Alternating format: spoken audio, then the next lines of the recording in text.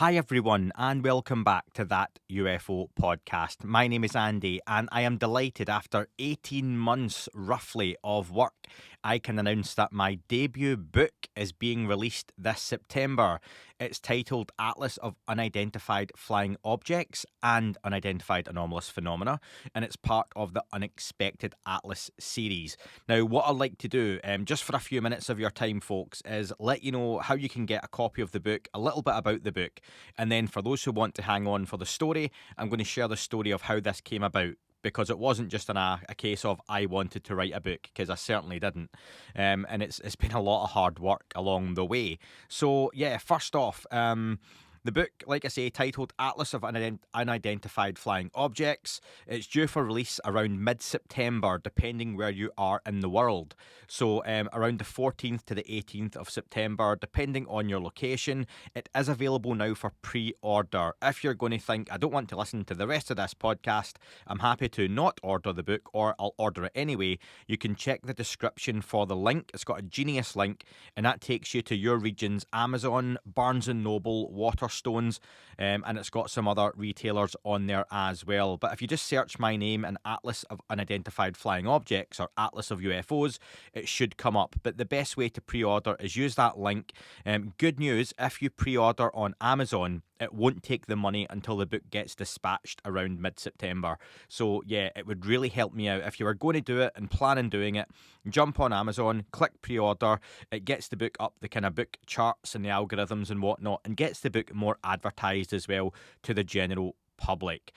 What the book covers, folks, what you'll get in a beautiful hardback edition is a global guide to UFOs and UAP, 34 historical cases, historical and modern, like I say, in a beautiful presentation, which I really would encourage you to go on and look at the previews on Amazon or the other sites. It's not just a book full of words, because that probably wouldn't have lasted too long if I'd done that myself. I had a team of people from a publishers working on this with me. I put the words down on paper. They cleaned it up. They had a cartographer designing maps, which are all illustrated incredibly well. There are blurbs underneath a whole host of researched photographs from a team who done that as part of it, and it's a really well put together book. It's part of a series called Unexpected Atlases. They had Atlas of Vanishing Places and others like it as well. So yeah, it's a really lovely presented book. It includes maps, witness accounts, archival material, expert input. There's quotes there from guests I've had, and generally research quotes I've looked for through documentaries, articles, magazines, clippings, podcasts, and all that kind of stuff as it goes. It covers famous and lesser known incidents from across the world, and I'll get into the remit around when I was asked to do the book as to why that is, but it was really, I didn't want to write a book, and they didn't want me to write a book that was just the US, the US, the US. So it's probably half United States cases, and the other half truly are international. The foreword is from Diana Pasulka. I'm very grateful to Diana writing that for me. And I've also got a lovely review of the book who Richard Dolan read a very early draft and looked through that for me. And he said, Andy McGrillen has created something special on the fascinating subject of UFOs. The illustrations and photos are superb. Most importantly, McGrillen is a compelling and engaging storyteller. You won't want to put this book down. And that was, like I say, from Richard Dolan. And I greatly appreciate that. I didn't ask him to write that. So very much thank him for that. And you can see that on the back cover of the book as well. So if you're leaving me there, folks, I'm going to tell the story now over just a couple of minutes of how the book came about, if you want to hang on to hear that. Otherwise, please click on the link in the description, and you can pre-order the book anytime up to release and after release and all that kind of stuff. But it really does help out if you can pre-order in advance, just to help it with the algorithms and get it noticed as well. But yeah, the link's in the description. Go check it out. If you see it online, share it. It'll be out in September. It's a great gift for yourself. It's a great coffee table book, and I think it's really good for Secret Santa gifts and stuff like that too. So yeah, thank you to everyone who maybe spotted it early. It's had a bit of a soft launch in the last week and has already pre-ordered. It means a great deal. And please, if you pre-order it, drop me an email, use the thatufopodcast.com contact form, let me know you've pre-ordered. I would love to say thank you as well. And if you have any questions at all, please, please, please don't hesitate to get in touch about the book. So yeah, thank you. And here's the story of how it came about. So, you may remember back in July, roughly 2023, we had the whole David Grush coming forward. And the day after he had the hearing with Commander Graves, then Commander Fravor, Ryan Graves, I was asked to do a spot on radio here in the UK on BBC Radio 2. Quite a big radio station nationally for us, and it was a couple of minutes, and as my radio appearances tend to go, folks, I was in the car. It was first thing in the morning, about 10 to 8, quarter to 8 in the morning, and my wife was getting the kids ready for the school run. So that day I was in the office that day for my day job, and which I still have, by the way, so support me with the book.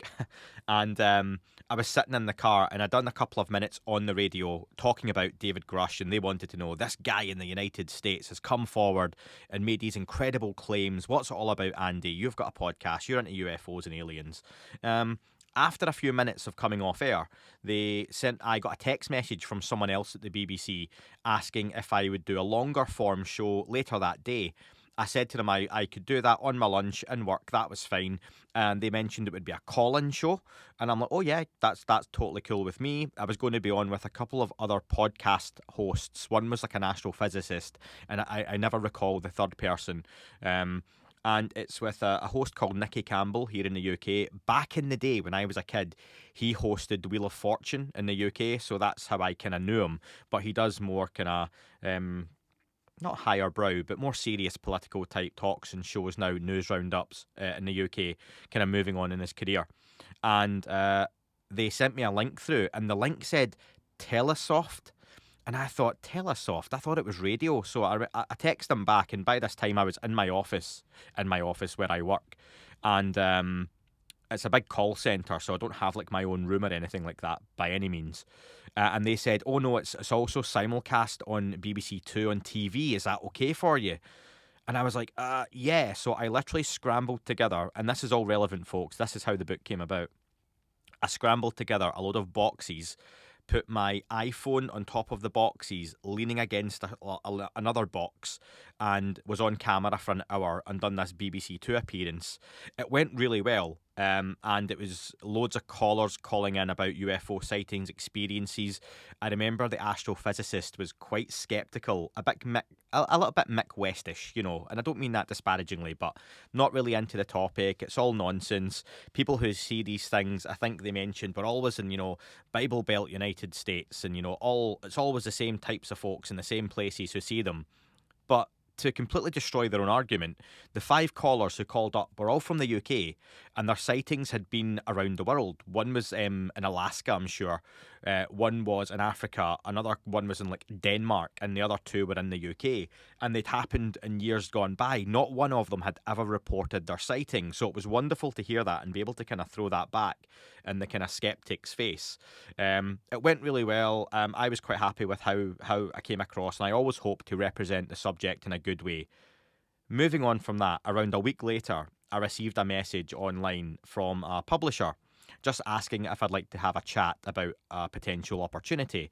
I always like to say yes to chat about opportunities. I'm not saying that I get offered multi-million-pound contracts, because if I did, I would not be in the job I'm still in with the house I still have, I can assure you, and my wife would assure you. But I get offered small opportunities to do various different things, and I tend to say no, just from a time perspective, but also, is it right for me? Is it something I would be comfortable with? And am I just saying yes for the sake of it, when other people might be better placed to do what I've been asked to do? But I always like to have the initial conversation. And basically the publisher pitched to me, they have this series of books that are atlases, but that are beautifully illustrated. They have a whole team work on that, but they wanted me to do the UFO version of the series. I mentioned I wasn't an author. I wasn't a particularly wonderful writer. I can write stuff down. I don't mind that. I was good at it when I was a kid. It was something I really enjoyed to do in my spare time, like an absolute geek. And they assured me they had people who could make it look nice and presentable, and they would correct grammar issues, all that kind of stuff. So I agreed to do it, and that was around August 2023. I started writing it really in the October of 2023, to be honest, and finished it in February of this year. I wrote so much of it, late nights, early mornings, and Starbucksies across the northeast of England, where locally I would spend some time at home, but I struggle to write it at home. I've got a busy house. I still work my 9 to 5. Obviously, I've got the podcast and I've got life. So amongst all of that, I was chipping away at the book.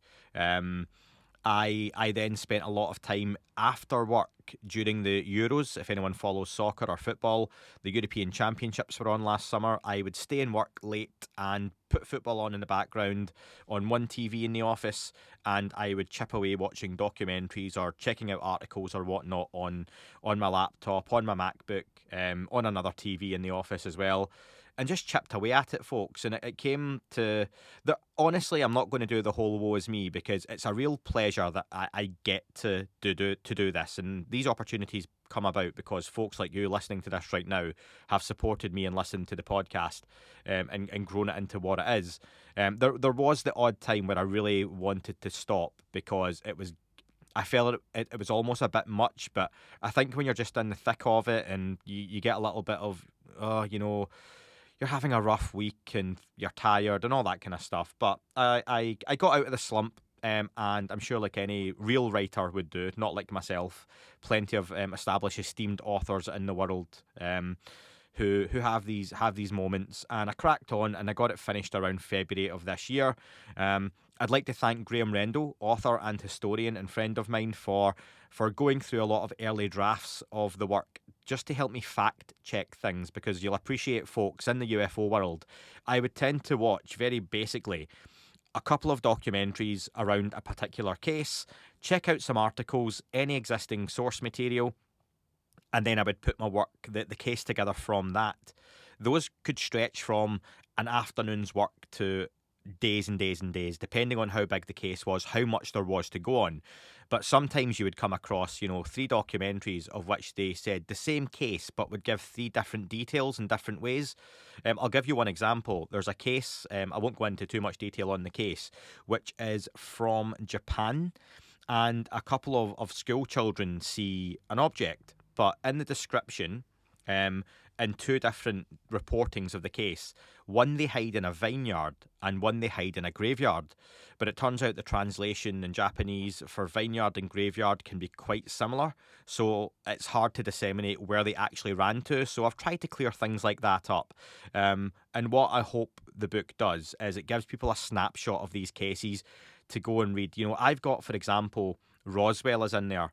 Now, there are books of 400 and 500 pages written on just Roswell, but I'm probably covering Roswell, including the pictures and whatnot, in 5 to 10 pages.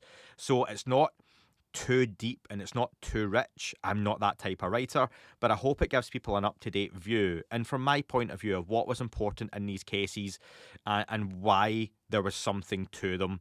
And that goes from, it's split up into crash retrievals, abductions, military cases, civilian and close encounters as well. And it goes from around the world: the USA, Australia, Japan, Zimbabwe, Russia, Scotland, France, China, Iran. There are cases covering the whole globe, and I really hope folks appreciate that I did put a lot of work into it, but I hope it's something that at the end of the day you get something from, and you can recommend to family and friends, or even pick up a copy for yourself as well. So yeah, that's pretty much all for me, folks. If you want to pick up a copy of Atlas of Unidentified Flying Objects, search for it online. The easiest way to do that, though, is use the link in the podcast. It'll take you to your own regional variation of Amazon or other websites. And like I say, if you're thinking, I am going to pick up this book, go and pre-order now on Amazon. It won't take the money until the time. And yeah, I would really appreciate it. And if you don't want to pick it up, if you can't pick it up, if you're thinking later down the line, any sharing or recommending it online to people would be hugely and greatly appreciated. And all I would ask is, over the next couple of months, at the beginning of the podcast, you may hear a small advert from me just mentioning that the book is available to pre-order for folks to get out of there. It won't take too long, literally a few seconds. And yeah, that's it. So I've been working on that for 18 months in the background. Plenty of work's gone into it. I hope you like it. I hope you enjoy it. I hope it represents the UFO subject in a good light to people who are new to it, but also have been around the subject a lot longer than I have as well. And once again, thank you for your support in growing the podcast to a point I was offered this opportunity. Lots of great content, as always, to come in the coming weeks, folks, but I will leave you with that one there. Go click on the link, pre-order the book, which comes out this September, Atlas of Unidentified Flying Objects and Unidentified Anomalous Phenomena. Thank you.